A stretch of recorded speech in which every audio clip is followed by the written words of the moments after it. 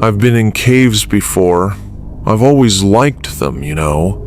That feeling of being swallowed whole by the earth, tucked away from everything. It's a strange kind of peace, if you're not thinking about, how deep you are.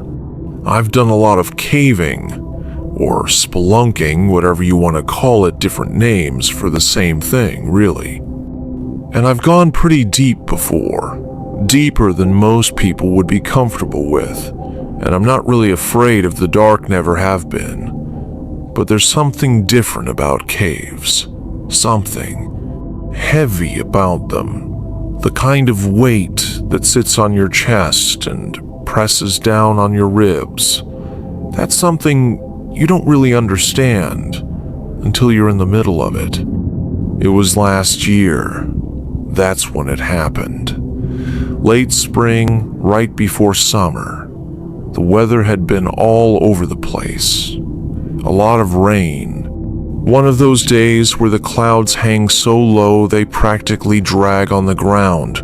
The kind of day you'd look out the window and just know the world was a little bit different today. It's funny how the weather can set the mood. I should have known something was wrong, but I didn't. I just had this itch to get out there. And, well, you know how it is when you're excited about something. The adrenaline makes you forget the warnings. So, yeah, me and a couple of buddies, decided to check out this new cave system we'd been hearing about. It was a fairly unknown spot, not the type of place a lot of people knew about, but just enough that we'd gotten the coordinates. Some other cavers had mentioned it, but only in passing, like it was something whispered about in secret. There were rumors, of course. Always rumors.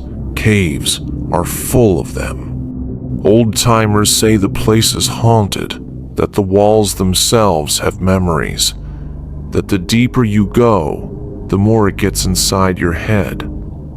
That kind of talk always makes it more tempting. We were all geared up, helmets, headlamps, ropes, harnesses, the whole deal.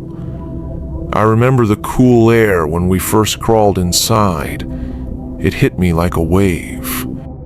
It's always colder in caves, but this felt different, almost too cold, like it wasn't supposed to be that way.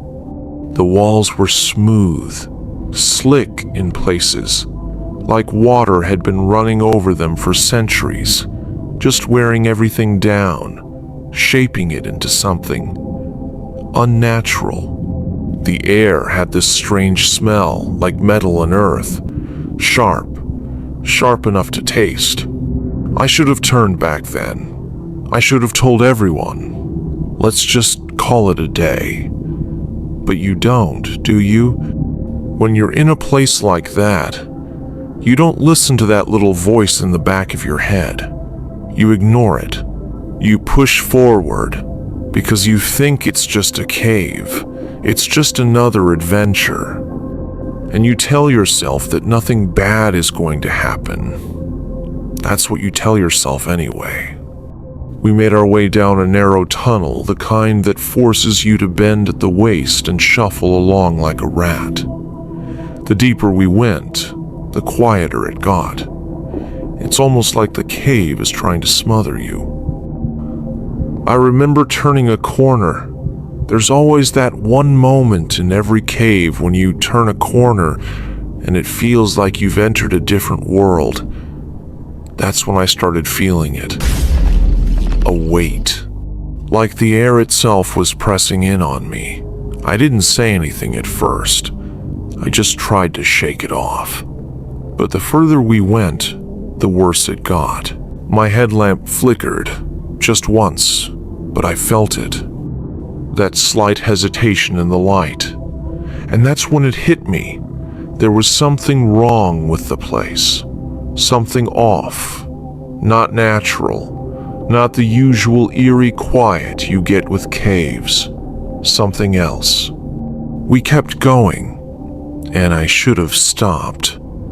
I should have said something, but there's always that pressure where you don't want to be the one who holds everyone back. You don't want to be the wimp, the one who gets scared and ruins the fun. I didn't want to be that guy.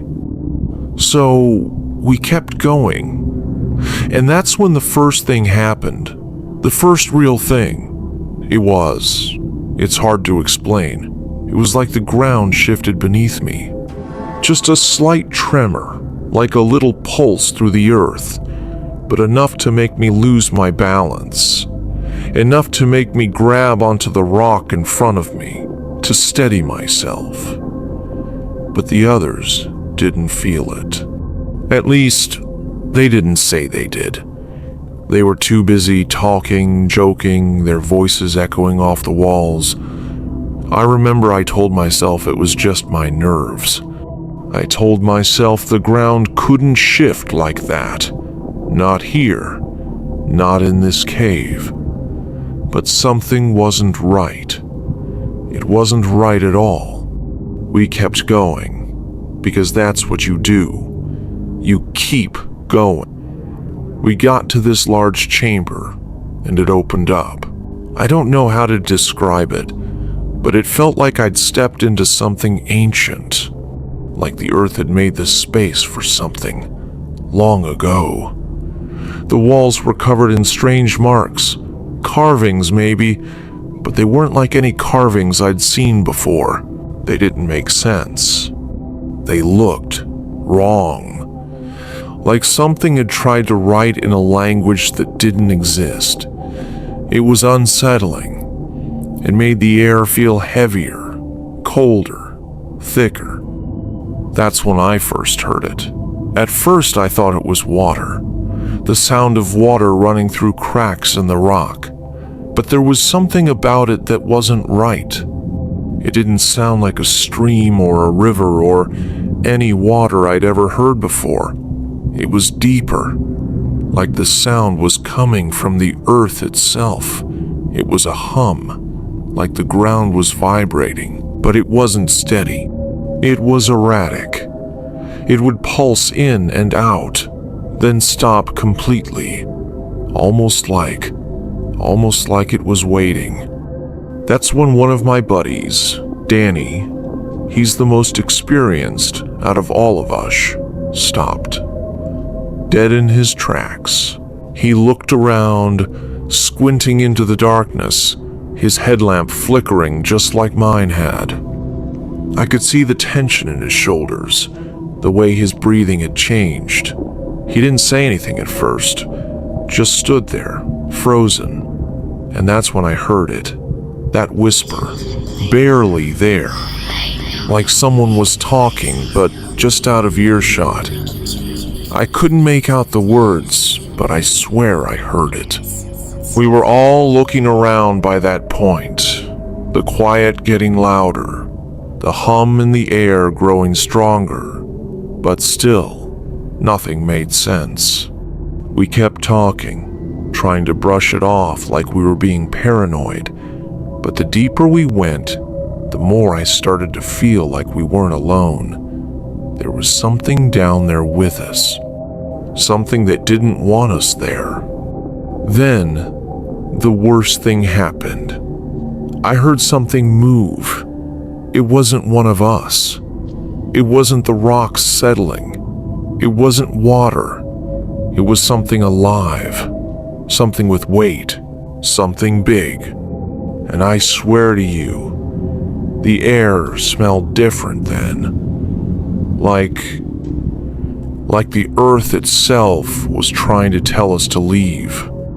I didn't see anything, but I felt it in my bones.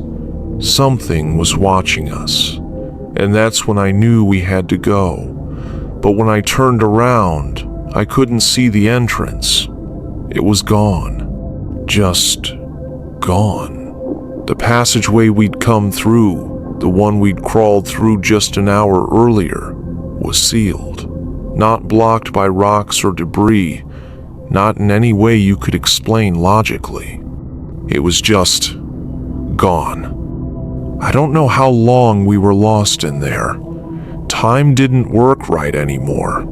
It felt like hours, or maybe days. But when we finally found our way back, I can't tell you how relieved I was to see daylight again. To see the surface, the trees, the open sky. But I swear, when we were back in the light, I turned and looked at that cave one last time, and I swear I saw something standing at the entrance, watching us, watching me. But it wasn't a person. It was something else. I don't know what it was, and I don't want to know. So, I haven't been back since, and I don't think I ever will.